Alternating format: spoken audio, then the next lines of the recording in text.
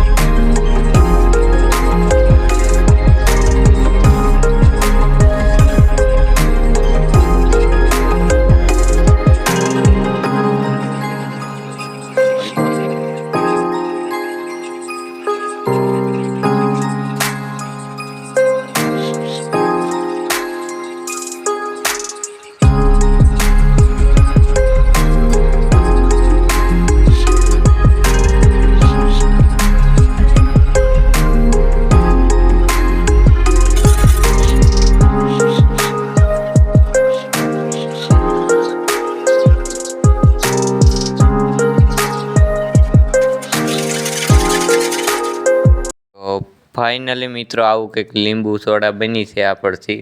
તો ચાલો પીને ટ્રાય કરીએ કેવી બની છે. તો ફાઇનલી મિત્રો આપણે લીંબુ શરબત બનાવી નાખ્યું છે અને કેવું બન્યું છે એ તો હજી પીતું નથી આપણે. પીતા પછી ખબર પડે કંઈક કેવું બન્યું છે. તો બનાવી તો નાખ્યું છે, જો કંઈક આવું બન્યું છે, બરફ છે. તો આપણે પીને ટ્રાય કરીએ કેવું બન્યું છે. તો પીવામાં તો કંઈક ખાટું મીઠું લાગે છે લીંબુ શરબત. ગળ્યું અને ખાટો મોરસ થોડી નાખી છે એટલે થોડુંક વધારે ખાટું લાગે છે. પહેલી વખત ઘરે બનાવ્યું છે એટલે એવું જ રહેવાનું. અને ઘરે બનાવીને ટ્રાય મારી છે કે જે દુકાને મળે છે એવું જ લીંબુ શરબત આપણે ઘરે બનાવી શકીએ કે નહીં. તો ખરેખર મિત્રો એવું જ આપણે ઘરે પણ બનાવી શકીએ છીએ અને ટ્રાય તમે પણ જરૂરથી કરજો. અત્યારે બપોરના સમયે આ 1 વાગ્યાનો બ્લોગ છે અને અત્યારે બપોરના સમયે હું ગામમાં હાલીને ગયો હતો અને લીંબુ અને શરબત લઈને આવ્યો છું. લીંબુ અને બરફની થેલી, શરબત નહીં. શરબત તો અહીંયા આવીને બનાવ્યું છે.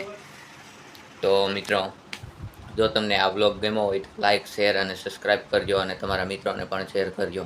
અને આવો નવો પ્યાર અને સપોર્ટ રાખજો જેથી મને સપોર્ટ મળે તમારો. તો બાય બાય મિત્રો, આજના વ્લોગમાં એટલું જ હતું.